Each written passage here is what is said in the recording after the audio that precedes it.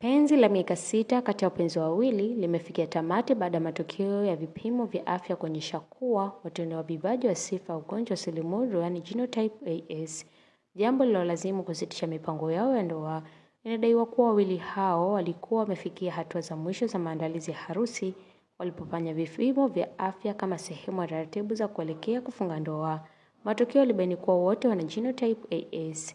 Kwa mujibu wa wataalamu wa afya na ndoa wenye genotype AS kwa AS huwa na 25% uwezekano wa kupata mtoto mwenye ugonjwa wa selimundu yaani SS katika kila ujauzito.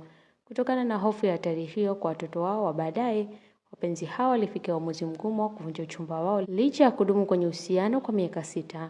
Tukio hilo limezua mjadala mpana kuhusu umuhimu wa wanandoa na wapenzi kufanya vipimo vya genotype mapema kabla ya kufikia hatua za mipango ya ndoa ili kuepuka maumivu ya kihisia na kufanya maamuzi sahihi wa mustakabali wa familia. Wataalamu wa afya wanaendelea kusisitiza kuwa kupima genotype mapema ni hatua muhimu ya kinga, kwani genotype haiwezi kubadilishwa na uelewa mapema na unaweza kusaidia kupanga maisha ya familia kwa uamuzi wenye taarifa sahihi.